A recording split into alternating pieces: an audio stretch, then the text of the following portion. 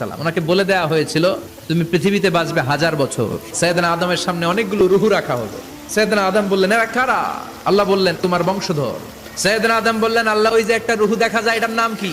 এটা তোমার ছেলে দাউদ, সে দুনিয়াতে নবী হয়ে আসবে। সাইয়েদনা আদম বললেন মাবুদ আমার ছেলে দাউদের কত বছর হায়াত আপনি দিয়েছেন? আল্লাহ বললেন মাত্র 40 বছর। সাইয়েদনা আদম বললেন মাবুদ এত ফুটফুটে সুন্দর আমার ছেলে দাউদ মাত্র 40 বছর দিলেন কেন? আল্লাহ আপনি বাড়ায় দেন, আল্লাহকে বাড়ানো যাবে না, লেখা হয়ে গেছে। সাইয়েদনা আদম বললেন আমার 1000 বছর থেকে 60 বছর আমি আমার ছেলেরে দিয়ে দিলাম।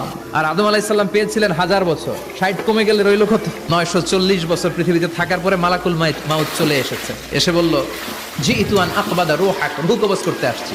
আদম আলাইহিস সালাম বললেন রূহ কবজ করতে আসছো মানে? আমি বাঁচবো তো 1000 বছর। মালাকুল মাউত বললেন না না, ওই যে আগের কথা স্মরণ করেন আপনি 60 বছর দিয়া দিয়েছিলেন। কয় না আমি দেই নাই। মালাকুল মাউত বলে আল্লাহ ঘটনা দেখেন, দিয়া কয় দেই নাই। আল্লাহ কয় থাক কথা কইস না, আয়া পর।